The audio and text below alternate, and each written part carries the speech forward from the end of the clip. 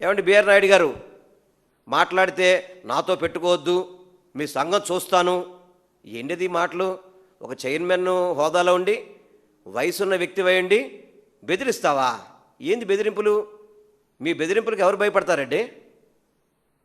అదేవిధంగా ఇదివరకు గతంలో విఐపి బ్రేకులు 2019 నుంచి 24 వరకు, అంటే మా ప్రభుత్వం, మా జగన్మోహన్ రెడ్డి గారి నాయకత్వంలో ప్రభుత్వంలో 4,000 మందికి బ్రేక్ అవకాశం ఇస్తే ఇప్పుడు 7,500 మందికి బ్రేక్కి ఈరోజు ఎలో చేస్తున్నారు మీరు. అంటే దీన్ని బట్టి మీరు మరి సామాన్య ప్రజలకి పెద్దపెట్టి ఎక్కడేస్తున్నారు మీరు? సామాన్యుల భక్తుల సౌకర్యాలు ఎక్కడ చూస్తున్నారు? కనీసం మీరు సామాన్య భక్తులను పట్టించుకున్న పరిస్థితి ఉందా మీకు ఎక్కడైనా? కానీ ఎక్కడైనా ఉందో చెప్పండి ఒకసారి మీరు.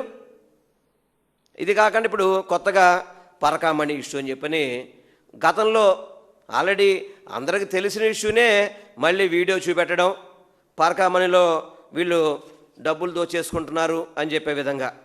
ఇవాళ పరకామణి బిల్డింగు గతంలో అరాకొర వసతులతో ఉందని చెప్పని మా ప్రభుత్వం వచ్చాక, మా జగన్మోహన్ రెడ్డి గారు ముఖ్యమంత్రి అయ్యాక ఇది కూడా పరకామణి బిల్డింగ్ని నూతనంగా నిర్మించి అత్యాధునిక సౌకర్యాలతో విత్ సీసీ కెమెరాలతో మా జగన్మోహన్ రెడ్డి గారు ప్రారంభించింది 2022 సెప్టెంబర్ 28వ తారీఖున.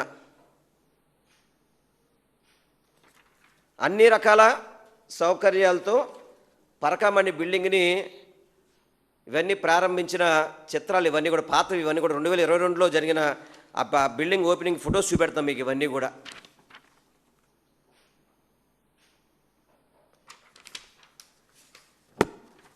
కూడా ఆ పరకామణి ఏదైతే నూతనంగా భవనం నిర్మించారో ఆ భవనం తాలూకా ప్రారంభోత్సవ ఫొటోస్ మీకు అన్నీ చూపెడుతున్నాను.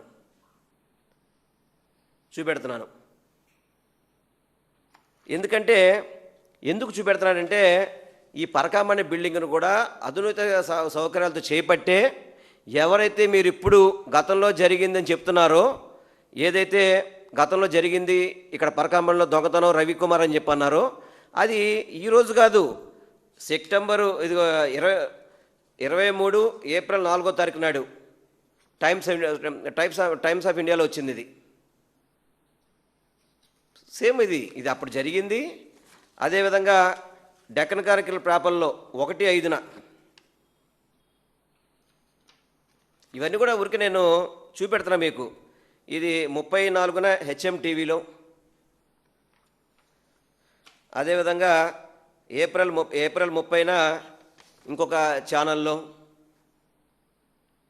ఇవన్నీ కూడా గతంలో ఇది మా ప్రభుత్వంలో ఉన్నప్పుడే ఆ రవికుమార్ని పట్టుకోవడం జరిగింది. అప్పుడు అతని దగ్గర అమెరికన్ డాలర్స్కు కొన్ని సుమారు 70,000 రూపాయలు విలువ చేసే డాలర్లని పట్టుకోబట్టి విజిలెన్స్ అధికారులు ఆ రవికుమార్ మీద లోతైన విచారణ చేశారు. ఏదో తూతు మంత్రంగా చేయలే, లోతైన విచారణ జరిపి పూర్తిగా ఇతను ఎప్పటి నుంచి చేస్తున్నాడంటే దాదాపు ఒక 20 ఏళ్ళ నుంచి చేస్తున్నాడు అనేది అది కనుక్కున్నది ఎవరు? మా ప్రభుత్వంలో ఉన్న విజిలెన్స్ ఉండబట్టే ఆయన్ని కనుక్కోవడం జరిగింది. కనుక్కొని లోతైన విచారంతో వారి కుటుంబ సభ్యులను అందరూ కూడా కూర్చోబెట్టి విచారించి వాళ్ళ కుటుంబం పేరుతున్న ఆస్తుల్లో సుమారుగా అప్పుడు రిజిస్ట్రేషన్ వాల్యూ 14.5 కోట్ల రూపాయలు విలువైన ఆస్తులన్నీ కూడా టీటీడీకి రాయించడం జరిగింది. టీటీడీకి ఈ ఆస్తుల వివరాలు ఇవన్నీ కూడా. ఎప్పుడైనా కనుక ఈ టీటీడీలో పరకామణిలో దొంగతనం జరిగితే ఏదో కేసు పెట్టో దాని మీద బెయిల్కి వచ్చేయడమో జరిగేది. కానీ మొట్టమొదటిసారిగా అతని ఆస్తులను కూడా కుటుంబ సభ్యులందరూ కూర్చోబెట్టి 14.5 కోట్ల రూపాయలు విలువైన ఆస్తుల్ని తిరుమల తిరుపతి దేవస్థానానికి రాయించడం జరిగింది. ఇది గతంలో ఎప్పుడైనా మీ ప్రభుత్వంలో కనుక జరుగుంటే కనుక ఇలాగా వాడి దగ్గర ఎంతో కొంత తీసుకొని వదిలేసేవాళ్ళు తప్ప ఇట్లా ఆస్తులు రాసుకునే పరిస్థితి ఉండేది కాదు. అంటే నేను చెప్పేది మార్కెట్ వాల్యూ కాదు, రిజిస్ట్రేషన్ వాల్యూ చెప్పాను మీ 14.5 కోట్లు ఆ రోజుకి సంబంధించి. ఇలా ఆ రోజు తిరుపతి ఎస్పీ కావచ్చు, తిరుమల తిరుపతి దేవస్థానం ఈఓ కావచ్చు, విజిలెన్స్ అధికారులు కావచ్చు, అందరూ కూడా లోతైనగా విచారణ చేసి గతంలో ఏదైతే ఆయన తిన్నాయన్ని కూడా తిరుమల తిరుపతి దేవస్థానానికి చెందే విధంగా ఇది 2023లోనే విజిలెన్స్ పట్టుకున్నారు, విజిలెన్స్ ద్వారానే ఆస్తులు తీసుకుంటే ఈరోజు ఏదో కొత్తగా మేము కనుక్కున్నట్టుగా, కొత్తగా గతంలో అపచారం జరిగిపోయింది, పరకామణిలో ఇలా జరిగిపోయిందని చెప్పని ఏదైతే గతంలో పేపర్లో వచ్చిన ఐటమ్స్ మళ్ళీ ఇప్పుడు నూతనంగా చూపెట్టారు. దాంట్లో కొత్తగా చూపెట్టింది ఏముంది? దాంట్లో మీరు కూడా దాంట్లో vigilance report already vigilance enquiry చేయించారు కదా, ఆ రిపోర్ట్ ఎందుకు బయట పెట్టలేదు? నిన్న భూమన కరుణాకర్ రెడ్డి గారు కూడా ఛాలెంజ్ చేసినారు, మీకు దమ్ము ధైర్యం ఉంటే కనుక ఈ కేసు మీద సిబిఐ విచారణ జరిపించమని చెప్పండి. జరిపించండి, సిబిఐ విచారణ జరిపించండి. ఇప్పుడు మీరు కూటమి ప్రభుత్వంలో ఉన్నారు కదా, సెంట్రల్ గవర్నమెంట్ కూడా మీరే భాగస్వామి ఉన్నారు కదా, సిబిఐ విచారణ జరిపించండి. అందుకు మీరు అధికారంలో ఉండి మీరు అనుమానాలు ఎందుకు చెప్పాలా? సిబిఐ విచారణ జరిపించండి.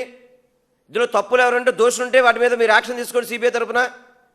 అంతే తప్ప ఊరికే ప్రెస్లో అల్లరి చేసేసుకొని వెంకటేశ్వర స్వామి యొక్క ఖ్యాతిని కించపరిచే విధంగా, ఖ్యాతిని తగ్గించే విధంగా మీరు కూటమి ప్రభుత్వంలో ఉన్న చంద్రబాబు నాయుడు గారు కావచ్చు, లోకేష్ గారు కావచ్చు, అదేవిధంగా ఇప్పుడు ఉన్న బిఆర్ నాయుడు గారు కావచ్చు. ఇప్పుడు లోకేష్ అంటే పిల్లోడు, అతను తెలియదు అనుకోవచ్చు. ఇంత వయసున్న చంద్రబాబు నాయుడు ఏమైపోయాడండి? ఏమైపోయాడు చంద్రబాబు నాయుడు? ఇంత వయసు ఉంది, వెంకటేశ్వర స్వామి ఎలా వెళ్ళిపోని చెప్తావు, మా జిల్లాలో ఉన్న దేవుడు అని చెప్తావు. మరి వెంకటేశ్వర స్వామికి ఇంత అపఖ్యాతి తీసుకొస్తుంటే ఏం చేస్తున్నారు మీరు అందరూ కలిసి? అంటే మాట్లాడికి గత ప్రభుత్వం మీద బురద జల్లడమేనా? బురద జల్లడం అనేది ఈజీనే, కానీ దాన్ని నిరూపించాలి. మీరు నిరూపించకుండా ఊరికే బురద జల్లేస్తామంటే వెంకటేశ్వర స్వామి చూస్తూ ఊరుకోడు. ఎవడు తప్పు చేస్తే వాళ్ళ మీద వెంకటేశ్వర స్వామి తప్పకుండా చర్యలు ఉంటాయి. దాంట్లో మనం ఏదో కళ్ళు మూసుకొని ఏదో పిల్లేదో కళ్ళు మూసుకొని పాలు తాగుద్దని చెప్పి అనుకుంటున్నారేమో. వెంకటేశ్వర స్వామి అన్నీ చూస్తుంటాడు. ఎవడు తప్పు చేస్తే వాళ్ళని శిక్షిస్తాడు తప్ప దాంట్లో ఎటువంటి డౌట్ లేదు, ఎటువంటి ఆలోచన పెట్టుకోవాల్సిన పని లేదు. దయచేసి నేను కూటమి నాయకులు చంద్రబాబు నాయుడు గారికి కానీ, లోకేష్కి కానీ, చైర్మన్ గారికి చేతులెక్కి మొత్తుకుంటున్నా, వెంకటేశ్వర స్వామి యొక్క ఖ్యాతిని తగ్గించబాకండి. మా పార్టీ మీద కోపం ఉంటే మమ్మల్ని తిట్టండి, మా పార్టీ మీద కోపం ఉంటే మా పార్టీ మమ్మల్ని ఏదో చేయండి. అంతేగాని మాట్లాడితే వెంకటేశ్వర స్వామిని తీసుకొచ్చి తిరుమల తిరుపతి దేవస్థానం యొక్క పవిత్రతను దెబ్బతీసే మాత్రం చెయ్యొద్దని చెప్పి నేను పనిమాల మీ అందరు కూడా మీ ద్వారా నేను కోరుకుంటున్నాను. ఎందుకంటే పరకామణి నూతన బిల్డింగ్ నిర్మించిందే మా జగన్మోహన్ రెడ్డి గారు. ఏదైతే ఈ రవికుమార్ని పట్టుకుందే మా ప్రభుత్వం. రవికుమార్ ఆస్తులు రాయించింది మా ప్రభుత్వమే. అంతే తప్ప ఇప్పుడు ఏదో వాటిని మా మీద జల్లుదా ఉంటే ప్రజలు కూడా నమ్మే పరిస్థితి లేదు.